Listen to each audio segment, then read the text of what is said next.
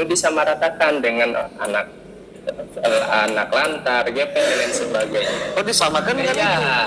Padahal kan tidak seperti ya itu. Kalau kita lihat runtut dari undang-undang, apakah kita yang normal itu bodoh, tidak tahu ilmunya untuk mengajak kawan-kawan disabil untuk bermasyarakat? Bismillahirrahmanirrahim. Assalamualaikum warahmatullahi wabarakatuh. Waalaikumsalam warahmatullahi wabarakatuh. Salam Remedial Society. Polisi Corner kali ini luar biasa. Karena di tempat yang baru, benar-benar di pojok.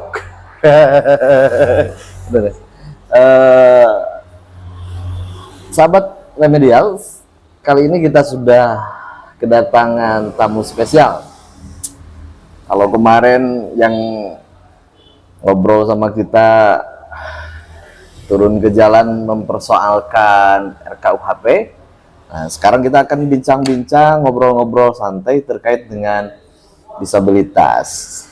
Sareng Kang Ari ya? Ya. Saya panggilnya Akang atau Pak? Ari biasa langsung. Kalau ngobrolin disabilitas, ini pertanyaannya kenapa IMM nanti fokus mempersoalkan atau fokus menggarap terkait dengan disabilitas? Ya. Mengenai fokusnya IMM terhadap disabilitas, memang awalnya kita melabeli gerakan kita itu di learning sosial and learning kognitif sosial. Itu yang pada akhirnya atas kesepakatan bersama IMM terjun selama satu periode ini di ranah sosial di kategori disabil. Dan saat kita cross check ke lapangan pun ternyata ya ada hal-hal kejanggalan-kejanggalan, baik dari aspek pendidikan, kesehatan, tentang olahraga, keagamaan, ekonomi, kewirausahaan. Nah, itu yang pada akhirnya IMM sudahlah kita konsentrasi di gerakan sosial di kategori disabil ini. Seperti itu. Kondisi disabil sekarang itu bagaimana? Oke. Kalau melihat disabil hari ini, mungkin kita melihat dulu IMM, gerakan kita diawali di bulan Juni tahun 2021. Nah, itu yang sampai hari ini kita konsen mengenai gerakan disabil, ditambah lagi landasan kita ya di surat Al-Maun, bagaimana kita ranah-ranah sosial kita harus sentuh, dan kita berpikir disabil itu objeknya. Berbicara anggaran, pendidikan, kesehatan dan sebagainya itu bisa termaksud di kawan-kawan disabil.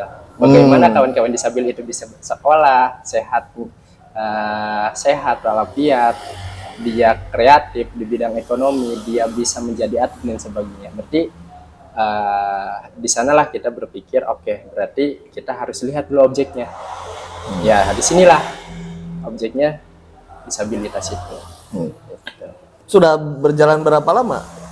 Kurang lebih ya ada 1 tahun. Sudah 1 tahun? 1 tahun kita bersiap. Apa selama 1 tahun melakukan fokus di bidang itu, dan apa yang sekarang hasilkan oleh teman-teman itu? Oke. Biar sahabat-sahabat dan kawan-kawan yang di luar juga tahu. Oke, siap.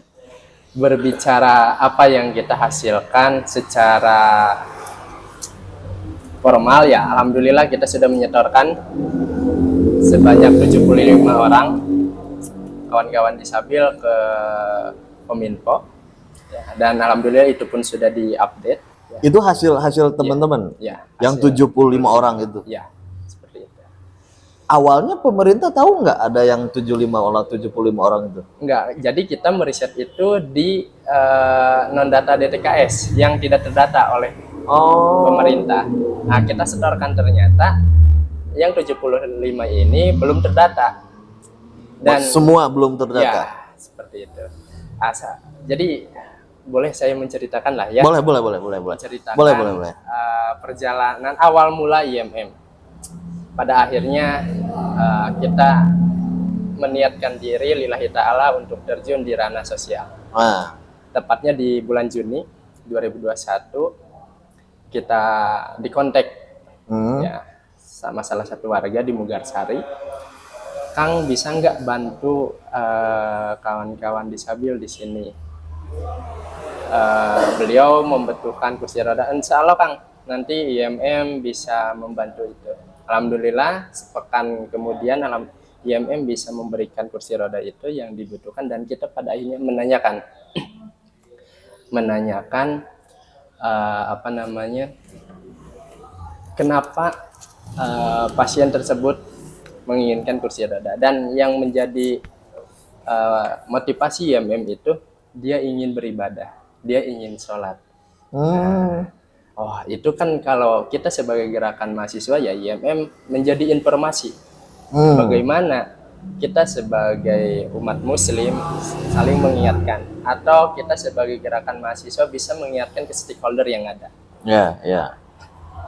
Dari perjalanan tersebutlah pada akhirnya ya kita panjang sampai menemukan bagaimana atlet yang belum bisa diizinkan oleh orang tuanya, dan bagaimana orang tua masih belum pede untuk bahwa dia memiliki rezeki, anak disabil itu bisa percaya diri. Nah, itu yang pada akhirnya sampai hari ini IMM memikirkan, dan bagaimana hal ini bisa menjadi goal untuk kesejahteraan dan pemberdayaan kawan-kawan disabil. Dari sana pun IMM ya bersilaturahim ke beberapa dinas dan menyodorkan data-data yang kita berikan ya tadi sebanyak 75 orang, dan pada akhirnya kita mencoba apakah ide gagasan kita terpakai, ya bukan hanya gagasan, sebetulnya pola yang kita lakukan, karena kita membuat beberapa pola mentalistik, pola emosional, pola etik, dan pola kekeluargaan. Nah, berangkat dari pola kekeluargaan, kita bisa lebih dekat dengan kawan-kawan ataupun keluarga disabil. Nah, itu pun kita presentasikan ke beberapa stakeholder, baik ke DPRD ataupun ke dinas terkait, untuk bagaimana kawan-kawan disabil itu lebih sejahtera dan dilihat oleh pemerintah. Dan yang memang kita inginkan tidak ada ketergantungan di kawan-kawan disabil. Yang menjadikan kawan-kawan disabil itu tidak produktif mungkin dengan salah satu faktor dia ketergantungan, menunggu saja, nanti juga ada bantuan, nanti juga ada bantuan. Nah, itu yang pada akhirnya gerakan IMM terus menggaungkan bahwa bagaimana kawan-kawan disabil itu produktif, seperti itu. Nah, mungkin dengan seperti itu pun IMM kembali mendiskusikan bahwa bagaimana nih kita menginginkan tujuan pemberdayaan itu hadir di kawan-kawan disabil itu dengan beberapa cara. Dengan bagaimana kita memberikan program 4C. 4C itu konseling, konsultasi, coaching, dan koordinasi. Bagaimana kawan-kawan disabil itu kita konsultasikan dulu, dirubah dulu mindsetnya untuk pada akhirnya dia siap produktif, dia siap beraktivitas di luar. Karena jadi kemarin itu berawal dari ada orang yang ngontak teman-teman minta bantuan, dan si orang itu minta bantuan teh karena ingin sholat. Ya. Sholat seperti orang biasa datang ke masjid. Ya, gitu. seperti itu. Nah, Terus berhasil bantu. Alhamdulillah. Nah, itulah yang menjadikan titik awal IMM ya terus continue di ranah disabil itu. Kenapa seperti itu? Karena IMM meyakini kita dengan kawan-kawan disabil sama, tidak ada perbedaan. Iya. Kita diciptakan oleh Allah memiliki keterbatasan. Nah, itu yang pada akhirnya IMM pikirkan bahwa baik kita yang hari ini sebagai aktivis mahasiswa, sebagai gerakan mahasiswa ataupun kawan-kawan disabil, kita sama-sama melihat keterbatasan dan kita memperlihatkan ke publik itu kelebihan-kelebihan kita. Nah, itu yang IMM dorong ke kawan-kawan disabil. Terus kemudian Kang, kalau yang itu kan dasar ya, kenapa IMM masuk di sana. Nah, sekarang sudah sampai di mana IMM kalau dibilang advokasi kan? Ya. Advokasi terkait dengan inilah ya, disabilitas itu. Nah, sekarang yang sudah dilakukan selain teman-teman melakukan investigasi, terus datanya sudah diberikan ke teman-teman pemerintah. Ya. Nah, terus selanjutnya setelah itu apa yang sudah dilakukan oleh teman-teman? Harapan kita ya adanya kebijakan di Kota Tasik ini terkait kawan-kawan disabil. Jadi kenapa nih pada akhirnya kita menginginkan kebijakan itu hadir di Kota Tasik? Selama perjalanan setahun ini kita melakukan seminar 3 kali di bulan Agustus, Oktober, dan terakhir di Desember, memperingati Hari Disabilitas Internasional tanggal 4 Desember 2021 itu. Nah, kita pun mengundang salah satu narasumbernya itu yang tunanetra dan dia pun PNS. Nah, itu menjadi salah satu motivator dan audiensnya pun kawan-kawan disabil. Seperti itu. Alhamdulillah dengan perjalanan seperti itu kawan-kawan disabil percaya terhadap IMM. Kalau IMM memanggil untuk kegiatan apapun, dia bisa standby dan bukan dieksploitasi, tapi betul-betul karena dia ingin dirinya produktif. Alhamdulillah itulah yang menjadikan rasa syukur IMM terhadap produktivitas disabil itu. Dan kenapa pada akhirnya IMM menginginkan kebijakan, karena ya di Kota Tasik belum ada perda yang khusus tentang kawan-kawan disabil. Kalau kita lihat Undang-Undang Nomor 8 Tahun 2016, lalu perda di Provinsi Jawa Barat Nomor 7 Tahun 2013, kenapa di Kota Tasik belum ada perda khusus kawan-kawan disabil?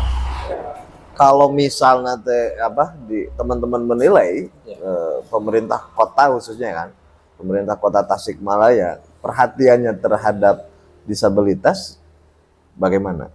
Kurang. Sangat kurang atau baik? Kalau kita mendengar jawaban-jawaban setiap kita silaturahim ke stakeholder, kurang. Ya. Contoh jawaban yang paling teman-teman di luar dugaan jawabannya gitu. Gini, saya tidak akan menyebutkan namanya. Nggak usah. Cuma kalau mau disebutkan nggak jadi masalah. Pemerintahan lah intinya. Dia di legislatif ataupun di eksekutif sama-sama saja bahasanya. Ya, sejauh ini kami pun mohon maaf. Ternyata IMM sudah sejauh ini untuk membantu kawan-kawan disabil. Nah, dari kalimat mohon maaf bukan berarti kita menjatuhkan ya, tapi dengan diawali mohon maaf berarti otomatis ada indikator selanjutnya yang menyatakan bahwa dirinya belum. Nah, seperti itu kan. Nah, di sanalah yang pada akhirnya ya kita yakin kinerja pemerintahan di Kota Tasik mengenai disabil itu kurang. Seperti itu. Dan ditambah lagi bapak teh seerting keluar dan sebagainya. Nah, itu kan sudah kalimat-kalimat seperti itu menandakan bahwa ya belum siap lah untuk bagaimana katakan Kota Tasik ini kota ramah disabil. Atau mungkin kata maaf di awal itu sebagai defend. bisa jadi. Tapi kalau sekarang setelah IMM banyak komunikasi atau bahkan sebelum IMM komunikasi, ketika komunikasi bagaimana pemerintah memaknai disabilitas?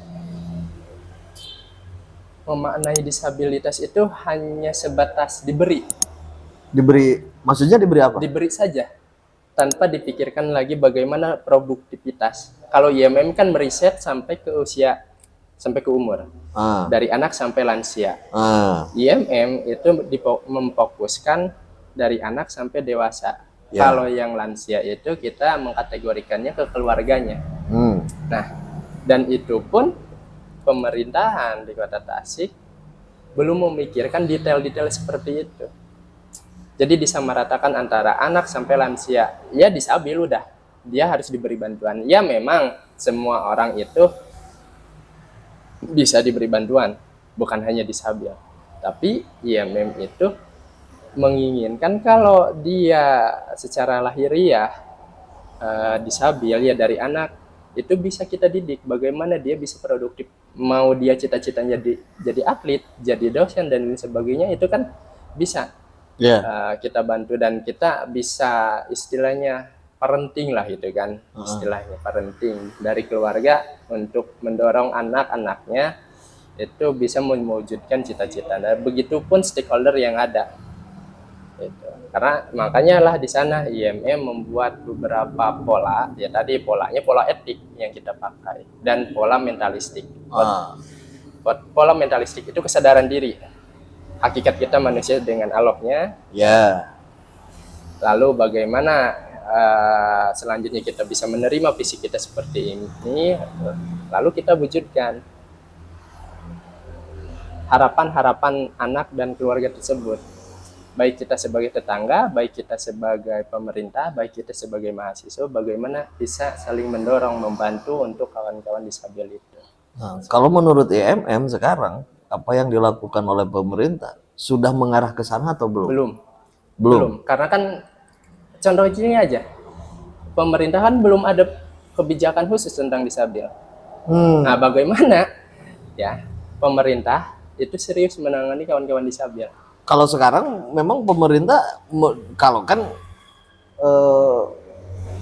apa ya kan kalau pemerintah kan kalau melakukan sesuatu harus ada dasar hukum. Ya, Nah, sementara sekarang gitu ya, sekarang yang dianggap dasar hukum oleh pemerintah Kota Tasikmalaya terkait disabilitas, aturannya yang mana yang dipakai? jadi di aturannya Perda PPMKS nomor 10 tahun 2017. Nah, kawan-kawan disabil itu disamaratakan dengan anak lantar, gepeng dan lain sebagainya. Oh, disamakan dengan Iya. itu.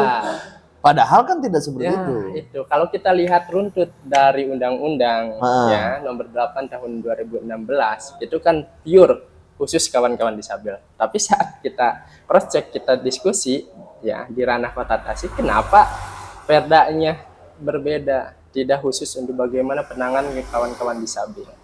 Oh. Jadi wajar kalau memang misalnya bisa jadi kan kalau Iya. mungkin pemerintah menganggapnya karena gepeng jadi mau di Itu. emutan itu saukur nggak bantuan weh Nah, gitu. seperti Ayah disparitas butuh kursi roda beres, kursi roda dianggap beres gitu. jatuhnya kan ketergantungan kan? Betul kan? Ya, betul. Iya itu. Sedangkan harapan kita itu kalau kita lihat di ya IMM melihat Undang-Undang Nomor 8 Tahun 2016 di hak bagian umum saja. Salah satu haknya bagaimana disabilitas itu bisa bermasyarakat. Nah, yang IMM lihat sampai sekarang, mohon maaf, belum pernah tuh kawan-kawan disabilitas itu bermasyarakat. Apakah kita yang normal itu bodoh, tidak tahu ilmunya untuk mengajak kawan-kawan disabil itu bermasyarakat? Nah, makanya kita salah satunya mungkin saya dari IMM bisa mempromosikan lah ke gerakan-gerakan mahasiswa yang lain. Kalau memang ada di tetangga kita, di lingkungan kita ada yang disabil, ya katakan yang rendah saja dulu, yang fisik, yang daksa, yang tunanetra dan sebagainya. Ayo bersama-sama kita mewujudkan Kota Tasik ramah disabil. Ya, dan karena ya banyak sebetulnya harapan IMM dari pendidikan, katakan ya harapan kecil kita ada nggak sih nantinya di Kota Tasik perguruan tinggi yang memang dia ramah disabil, bukan hanya secara infrastrukturnya, tapi SDM-nya pun mumpuni, atau secara prodinya, ada nggak prodi PLB-nya? Nah kita kan apa ya? Itu sebagai bentuk intervensi Ya. pemerintah kan ya Nah, dalam ini. Seperti itulah. Apa mungkin nanti Umtas lah bikin lah. Bisa, insya Allah. Mudah-mudahan. Biasa kan gitu, kalau Muhammadiyah selalu terdepan di urusan pendidikan. Mudah-mudahan. Nah, setelah teman-teman mencatat, mendiskusikan terkait dengan hal itu, Ya. terus kemudian disampaikan ke pemerintah, bahkan teman-teman IMM juga mendorong untuk ada perda terkait dengan disabilitas. Nah, melihat tanggapan yang disampaikan oleh teman-teman pemerintah itu ke IMM optimis nggak sih ini akan bisa Sangat terwujud? optimis. Sangat optimis. Karena kita kan dari perjalanan setahun ini, alhamdulillah kita di 2021 akhir lah ya. Nah, Kita alhamdulillah bisa bersilaturahim dengan pimpinan pusat Muhammadiyah di bidang MPM, Majelis Pemberdayaan Masyarakat, bahwa bagaimana kita ingin mewujudkan SDGs, karena kan salah satu poin SDGs pun ada tentang disabilitas. Betul. Nah, itu kita lihat aja di Kota Tasik. Simpel sebetulnya. Perdanya pun belum secara detail untuk kawan-kawan disabil. Ya.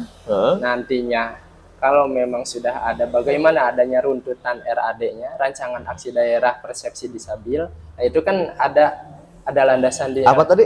RAD. RAD itu apa? Rancangan aksi daerah Rancangan aksi daerah. daerah.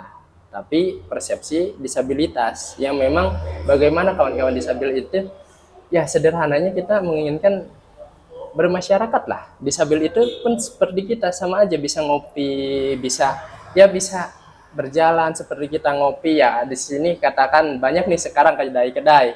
Kenapa nih sampai hari ini saya belum melihat kawan-kawan disabil itu bisa. Padahal mohon maaf Kang, saya pribadi punya empiris waktu di kampung. Sekarang sudah almarhum orangnya. Itu disabil. Kategorinya yang mukanya sama tuh, astagfirullah saya lupa lagi namanya, sindrom tuh Ya begitulah pokoknya ya, mah. saya lupa lagi istilahnya. Nah, saya asik saja Ngobrol, asik. Iya, ngobrol kayak gitu. Nah, ternyata Allah di tahun sekarang menakdirkan saya beraktivitas di IMM ke ranah yang sama, disabil itu. Nah, sedangkan saya secara pribadi punya empiris. Ya, kenapa tidak hari ini? Yang hari ini selaras gerakannya, sedang mengadvokasi kawan-kawan disabil, dan saya pun pernah pengalaman empiris. Ngopi lah, katakan ngopi dengan kawan disabil kayak gitu. Waduh, betul. Aneh juga kayaknya di policy corner kali ini bukan hanya pemerintah yang kesindir, tapi aneh juga kesindir kayaknya. Karena remedial pun belum ramah disabilitas. Tapi mudah-mudahan ke depannya lah. Ya, saya lebih difokuskannya ke pemerintahannya, gitu kan. Karena kan saya dulu di seminar terakhir saya menyampaikan keinginan IMM. Oh, sudah sempat mengadakan seminar juga? Iya. Berapa kali? 3 kali kita. 3 kali. Jadi selama 1 tahun itu kita seminar khusus disabil itu menyelenggarakan 3 kali. Ada yang terakhir, yang ketiga itu kita menyampaikan, Pak, bisa nggak pemerintahan Kota Tasik membuat infrastruktur atau gedung sentral untuk kawan-kawan disabil. Di sana ada aktivitas, misalkan dia bisa belajar, menganyam dan lain sebagainya. Dan meskipun kita secara kependidikan ada SLB, tapi kan itu runtutnya pemerintahan provinsi. Betul. Nah, kenapa tidak ada inisiatif dari Kota Tasik, ya? Atau kan sudah banyak komunitas disabil. Lah, maksud kita bukan seperti itunya, bukan sudah banyak komunitasnya. Apa nih yang menjadi pemacu pemerintah untuk membantu kesejahteraan kawan-kawan disabil? Ya, kita lihat saja. Kalau memang pemerintah sampai katakan 2 tahun yang akan datang belum bisa membuat infrastruktur ya khusus untuk kawan-kawan disabil, berarti kan udah jelas lah pemerintah itu belum ramah disabil. Itu aja. Dan saya sempat berdiskusi dengan ya salah satu narasumber pada waktu seminar ya yang tunanetra itu dia ya sama dia aslinya orang Jambi, sama advokasinya bedanya mungkin dia sama Tio objeknya langsung ya disabilnya. Kalau kita IMM memang belum ada yang disabil ya, tapi kita sama frekuensinya sama untuk bagaimana kawan-kawan disabil itu produktif. Nah itulah, jadi dulu kita mintanya, Pak gimana kalau ada masjid, kita bikin masjid yang ya labelnya masjid, tapi di sana bisa aktivitasnya disabil yang memang dia selain mengaji ya dia bisa belajar kegiatan yang lain. Nah atau bukan masjid apalah yang penting fungsinya benar-benar kemanfaatan untuk kawan-kawan disabil. Ya. Atau misalkan gedung dinsos khusus ada ruangan untuk pembelajaran atau produktivitas kawan-kawan disabil, itu enak juga. Ya, tapi kan mungkin nanti Dinsos jawabnya jangankan buat disabil, buat kita aja kantornya. Ya itu kan maksudnya kita bukan bodoh amat ya. Maksudnya bagaimana berarti kan di sana manajemen pemerintahan ya sebagai pemimpin, sebagai stakeholder yang ada di Kota Tasik itu harus betul-betul bagaimana memikirkan. Oh iya. Itu. Terus gini Kang, sebelum lanjut terkait yang tadinya, saya ini ada pertanyaan yang kira-kira mungkin karena Akang mah kan sering komunikasi, sering bergaul dengan teman-teman disabilitas. Sebenarnya gitu, teman-teman disabilitas punya ekspektasi nggak sih? Cita-cita yang besar gitu. Terus kemudian apa yang menghambat cita-cita tersebut sampai mungkin apakah ada hambatan atau tidak? Ada. Kita terakhir bekerja sama dengan Pak Ud di Mangkubumi. Salah satu yang kita undang itu kawan-kawan disabil, orang tuanya bercerita.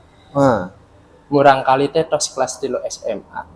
Abi teh sebagai sepuhna hoyong nyakolakeun deui, artinya kan ke perguruan tinggi. Nah, harapannya ada. Cuma mungkin bagaimana pemerintah atau katakan ada Agnia yang memang dia membantu. Ya, katakan di sini kategorinya pendidikan. Pendidikan. Dia ingin atau orang tuanya menginginkan anaknya sekolah. Ya, atau selain sekolah ya vokasi lah, lebih kepada soft skill gitu kan. Betul. Nah, itu kan sangat bisa. Cuma yang menjadi permasalahannya Kota Tasik sudah ada belum? Oh. Jadi memang berarti teman-teman disabil pun punya ekspektasi kehidupan yang tinggi kan? Ada. Nah, harusnya pemerintah dan masyarakat yang lain pun ikut ini. Sebenarnya begini Om, Kang Sage kebetulan nih kan, kita kan ini juga kan yayasan kita nih yang Remedial and Risk Foundation pun kita juga ada kerjasama sama UMC, Universitas Muhammadiyah Cirebon. Ya. Tapi cuma ada 2 jurusan. Kalau ada dua jurusan yang ingin kuliah, Fakultas Agama, itu kita bisa bantu sampai berapa 70% biaya kuliah guys. Bisa. Bisa. Itu bisa online. Bismillah. Bisa online, bisa daring lah gitu. Cuman jurusannya terbatas, cuman jurusan 2 jurusan di Fakultas Agama. Itu sampai Agustus. Bagi Agustus sekarang, akhir Agustus. Iya. Kalau teman-teman disabilitas ada yang mau, silakan. Kalau untuk kuliahnya, ya selama kita ada tempat di sini gitu. Kalau perlu WIP bisa di sini kita bareng-bareng kuliah ini segala macam, itu bisa lah. Oh iya, bisa. Insya Allah secepatnya nanti IMM mengabari orang tua, yang namanya Epul kalau tidak salah ya, Kang Epul. Terus kemudian Kang, balik lagi ke tema yang tadi. Sampai saat ini, gitu maksudnya. Apa yang rencana selanjutnya lah, selanjutnya yang akan dilakukan oleh teman-teman IMM apa nih? Kita membuat 3 jangka pendek, menengah, dan panjang. Jangka pendek kita dengan pola kekeluargaan. Ya. Kebetulan IMM pun hari ini membuat istilahnya komunitas lah, komunitas. Bagi kawan-kawan baik masyarakat ataupun mahasiswa sebetulnya yang mau bergabung, oke. HCA namanya, HCA. Human Care Association. Hmm. Nah, itu menaungi kawan-kawan disabel. Karena dengan cara seperti itu mudah-mudahan ladang dakwah kita di kategori disabel itu lebih luas. Ya, bukan hanya berbicara IMM, tapi masyarakat umum atau mahasiswa yang lain pun bisa ingin menjadi pegiat lah, atau setia kawan, kalau bahasa undang-undangnya gitu kan, setia kawan untuk kawan-kawan disabel.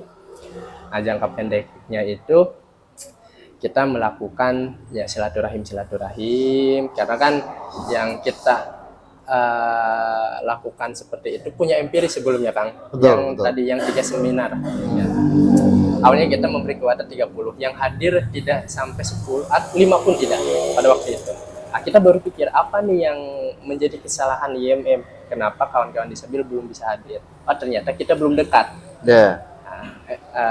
Trust kita belum sampai ke keluarga disabel atau kepada disabelnya. Nah, seminar yang kedua alhamdulillah kita memberi kuota 15 ya, bisa hadir semua. Nah, sampai seminar yang ketiga itu 50 keluarga disabel hadir pada waktu itu ke seminar. Hadir. Ya, alhamdulillah. Artinya sudah mulai ada trust ya, gitu ke teman-teman kan. Nah, menengahnya ya kita melakukan program-program yang tadi salah satunya yang C4 itu konseling, coaching. Nah, katakan yang coaching itu kita melakukan beberapa pelatihan sedang di konsep hari ini. Konsep contoh misalkan adanya pelatihan kesehatan buat kawan-kawan disabel dan khususnya buat kawan-kawan nakes atau mahasiswa jurusan kesehatan. Takutnya ada pasien yang disabel yang dia belum tahu bagaimana cara menangani kawan-kawan disabel, mungkin kan berbeda.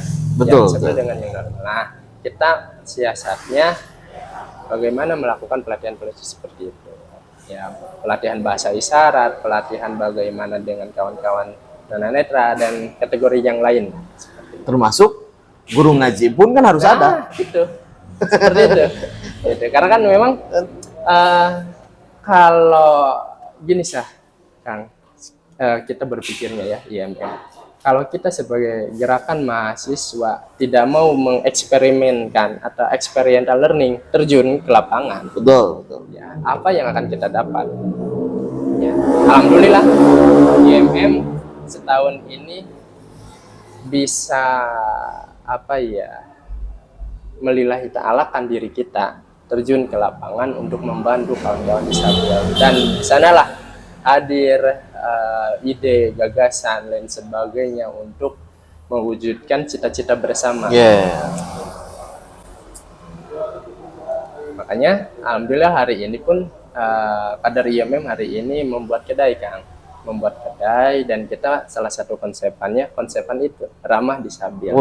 Di mana itu, di mana? Di Paseh, namanya sekalian promosi gak apa-apa. Oh, nggak apa-apa, nggak apa-apa. Nama kedainya Smile Coffee. Smile Coffee. Iya, di Paseh di jalan ya di sana. Oh iya, bagus. Alhamdulillah kita mencoba bagaimana ya, kalau bukan dari kita dari siapa lagi ya. Iya, betul. Ya, mudah-mudahan dengan spirit dakwah kita seperti ini, gerakan-gerakan mahasiswa yang lain pun, bukan berarti kawan-kawan yang lain harus tok seperti kita, bukan seperti itu maksudnya, tapi nilainya yang kita ambil, nilainya. Kalau materinya, bahannya bebas yang mana aja, tapi nilai yang harus kita ambil bagaimana pada akhirnya kemanfaatan untuk kebersamaan itu hadir. Baik, betul. Mungkin nantinya kategorinya anak jalanan atau stunting atau lain sebagainya, silahkan itu. Nah, IMM hari ini konsen disabel karena kita berpikir satu kategori pun ternyata kompleks. Iya. Dasarnya pun harus kita betul-betul pahami biar pada akhirnya tujuan yang kita inginkan itu terrealisasi di Kota Tasik ini. Betul.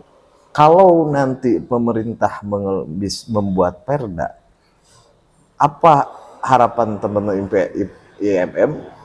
Isi perdanya itu bagaimana gitu? Isi perdanya ya bagaimana sesuai saja dengan undang-undang yang ada. Karena kita pun pernah berdiskusi dengan salah satu yang membuat undang-undang tersebut, DRI. DRI. Ya dulu. Dan ternyata ya dia pun katakan ya dia pimpinan Ponpes dulunya. Gitu. Dan ternyata ya dia pun pada akhirnya menginginkan Ponpes ramah disabil yang DPR RI itu.